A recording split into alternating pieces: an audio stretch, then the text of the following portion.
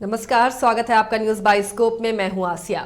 भारत और दक्षिण अफ्रीका के बीच वर्तमान वनडे इंटरनेशनल मैचों की सीरीज का दूसरा मैच शुक्रवार 21 जनवरी को पार्ल बोलैंड पार्क में खेला जाएगा। सीरीज में बने रहने के लिए टीम इंडिया को हर हाल में शुक्रवार का मैच जीतना होगा। क्या भारतीय टीम ऐसा कर पाएगी?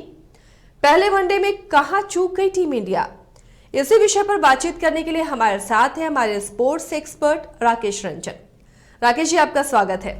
सबसे पहले राकेश जी, आप ये बताइए कि दूसरे वनडे में भारतीय टीम के लिए सबसे बड़ी चुनौती क्या रहेगी? देखिए, भारतीय टीम के लिए दक्षिण अफ्रीका से बड़ी चुनौती खुद से है। अपना बेस्ट निकालना भारतीय टीम के लिए सबसे बड़ी चुनौती है। हम देख रहे हैं कि प्लेयर अपने पोटेंशियल के अनुसार परफॉर्म नहीं कर पा रहे हैं, चाहे वो बड़े खिलाड़ी हो, चाहे वो कोहली ही क्यों नहीं हो, शिखर धवन ही क्यों नहीं हो, जिन्होंने पिछले मैच में रन बनाया, जसप्रीत बुमराह हैं या अन्य अश्विन हैं, ये अपने पूरे पोटेंशियल पर नहीं खेल रहे हैं। तो भारत के लिए कल के मैच में सबसे बड़ी चुनौती ये है कि उसका जो बेस्ट है वो उसे कैसे निकाले। अगर टीम इंडिया अपना बेस्ट परफॉर्मेंस देती है तो दक्षिण अफ्रीका की टीम भारतीय टीम के सामने खड़ा नहीं हो सकती, भारतीय टीम मैच जीत जाएगी। पहले मैच में टीम इंडिया से आखिर चूक कहां हो गई? कैसे टीम इंडिया ने ये मैच जाने दिया? देखिए, पहले मैच में तो टॉस ही पहले तो टीम इंडिया हार गई। अब क्या है कि इसमें बाद में बल्लेबाजी करना थोड़ा सा कठिन हो गया था। पिच थोड़ा स्लो था, लेकिन इसे एक बहाना भी कहा जा सकता है। पिच उतना भी स्लो नहीं हुआ था कि रन नहीं बनाया जा सके। अगर हम वास्तविक कमियों की ओर बात करें या चूक की बात करें तो मध्यक्रम ने एक बार फिर से हमारी टीम को लेट डाउन किया है। मध्यक्रम पूरी तरह से फेल रहा है, बस नाम बदल गए हैं। टेस्ट मैचेस में हम अजिंक्य रहाणे, चेतेश्वर पुजारा का नाम लेते थे, यहां पर वो नाम बदल गए। वो आ गए, श्रेयस अय्यर आ गए, ऋषभ पंत आ गए, वेंकटेश अय्यर आ गए। ये खिलाड़ी मध्यक्रम में बिल्कुल ही अच्छे से प्रदर्शन नहीं कर सके और ये जो लगातार 3 आउट हुए, और विराट कोहली, एक समय टीम इंडिया की स्थिति अच्छी थी, 138 रनों के आसपास भारतीय टीम का सिर्फ 1 विकेट गिरा था, और उसके बाद शिखर धवन आउट हुए, उसके तुरंत बाद अर्धशतक लगा के विराट कोहली आउट हुए, और फिर लाइन से ये 3 बल्लेबाज आउट हुए। तो पूरा ही दबाव भारतीय बल्लेबाजों पर आ गया, और पुछल्ले बल्लेबाजों से आप उम्मीद नहीं कर सकते कि वो इतना बड़ा टारगेट चेज कर पाएंगे। हालांकि दक्षिण अफ्रीका की टीम ने सिर्फ 297 रन बनाए थे, और आज के क्रिकेट में इसे बहुत बड़ा टारगेट नहीं माना जाता है, लेकिन ये इतना भी छोटा नहीं था कि आपके टेलेंडर्स ये स्कोर कर दें। तो इसके लिए ये जरूरी था कि जो टॉप के 3 खिलाड़ी हैं उसमें से कोई एक बड़ा शतक लगाए। जैसा कि आपने देखा कि दक्षिण अफ्रीका की टीम की ओर से 2 शतक आए, तब वो टीम जो है वो 300 के आसपास तक पहुंच सकी। तो वही चीज यहां पर टीम इंडिया के बल्लेबाजों से अपेक्षित था, लेकिन शिखर धवन और विराट कोहली अर्धशतक लगाने के बाद आउट हो गए और टीम वहीं से पिछड़ते गई, और बाद में मध्यक्रम बिल्कुल लचर रहा और बिल्कुल ही परफॉर्म नहीं कर पाया। तो मध्यक्रम की जिम्मेदारी जैसे टेस्ट मैचेस में थी, ये यहां पर भी आई। इसके अलावा रणनीतिक चूक भी हुई, जब बाबूमा और वैंडर की जो पार्टनरशिप चल रही थी, 200 रनों से अधिक की साझेदारी होती है। आप 5 बॉलर और 1 ऑलराउंडर के साथ जा रहे हैं। जब आपके 5 नियमित गेंदबाज जो हैं वो विकेट नहीं निकाल पा रहे हैं, तो इस वक्त जरूरत थी कि जो आपके छठे ऑप्शन है वेंकटेश अय्यर, उनका जो है इस्तेमाल किया जाए। लेकिन पता नहीं क्यों राहुल ने उनका इस्तेमाल नहीं किया, क्योंकि जब इतनी लंबी साझेदारी चल रही है तो उस वक्त होता कि कुछ आप ऐसा करें कि उसको आप तोड़ सकें, तो ये नहीं हो पाया। तो ये भी एक चूक रही।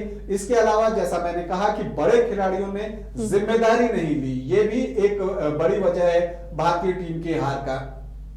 ये जो वजह आपने बताई है, ये या जहां जहां चूक हुई है, तो क्या लगता है कि शुक्रवार को टीम इंडिया में कोई परिवर्तन हो सकता है? कुछ परिवर्तन देख रहे हैं आप? पहले देखिए, जो सोच है ना उसमें क्लियरिटी चाहिए। तो केएल राहुल और राहुल द्रविड़ को यह तय करना होगा कि उनकी टीम का कॉम्बिनेशन क्या होना चाहिए, किस फॉर्मेट में वो खेलना चाहते हैं। 5 बल्लेबाज, 5 गेंदबाज और 1 विकेट कीपर ऋषभ पंत, ये तरीका एक हो सकता है। या आपने जैसा कि पिछले मैच में किया, आप 6 बल्लेबाज जाते हैं जिसमें कि ऋषभ पंत इंक्लूडेड हैं, और इसके साथ ही आपको इंक्लूडेड हैं वेंकटेश अय्यर एक ऑलराउंडर के तौर पे, और बाकी जो है 5 गेंदबाज।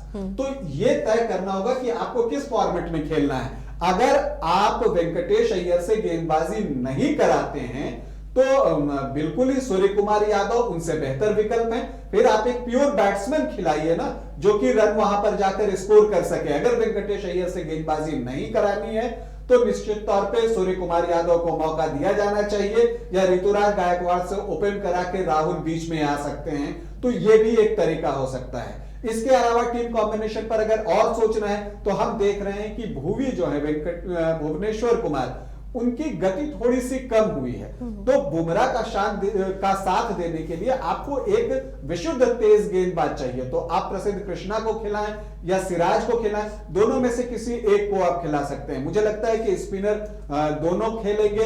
अश्विन ने ठीक गेंदबाजी की है, हालांकि अश्विन को भी अपनी जिम्मेदारी समझनी होगी। उनका दायित्व जो है वो रन रोकना नहीं है, विकेट निकालना है, क्योंकि आप अभी जो उपलब्ध गेंदबाज है उसमें एक विकेट टेकर के रूप में आपकी जिम्मेदारी बनती है। तो अश्विन ने पिछले मैच में रन तो बहुत नहीं दिए, लेकिन विकेट नहीं निकाल सके, सिर्फ एक विकेट मिला उनको। तो अश्विन को भी जो है ये सोचना होगा कि रन भले 10 रन ज्यादा दे दें, लेकिन 2-3 विकेट निकालें। तो ये कुछ अपेक्षित चेंजेस हैं। अब देखना ये है कि राहुल द्वय, मतलब कि केएल राहुल और राहुल द्रविड़ जो है क्या फैसला लेते हैं। ये जो टीम इंडिया के अट्रैक्शन हम कह सकते हैं, कैप्टन केएल राहुल और पूर्व कैप्टन विराट कोहली, ये 2 टीम इंडिया के अट्रैक्शन है। लेकिन आपसे विराट कोहली के बारे में जानना चाहूंगी, उनके प्रदर्शन पर, जो प्रदर्शन रहा कल के मैच का, पहले मैच का, उस पर आपकी क्या राय है? देखिए, विराट कोहली ने एक तरह से देखें तो उन्होंने अपने हिस्से की बैटिंग कर दी। उन्होंने अर्धशतक लगाया और अर्धशतक लगाकर आउट हो गए। जबकि मैं आपको कहूं कि अब थोड़ी विराट की जो भूमिका है वो थोड़ी बदली है, और विराट में जो है ना वो एनर्जी नहीं दिख रहा जिसके लिए कि वो जाने जाते हैं। मैदान पर जिस एनर्जी के साथ वो खेलते हैं, टीम को मोटिवेट करते हैं, तो अब शायद वो कप्तान नहीं है, तो शायद इसीलिए वो पीछे रहना चाहते हो कि थोड़ा सा मैं पीछे रहूं। लेकिन उन्हें समझना चाहिए कि उन्हें धोनी के रोल में आना है। जब धोनी ने कप्तानी छोड़ी थी और विराट को हैंडओवर किया था, तो आप याद कीजिए उस वक्त जब मैदान पर टीम उतरती थी तो जो महेंद्र सिंह धोनी हैं वो विराट कोहली को बहुत सपोर्ट करते थे, गाइड करते थे।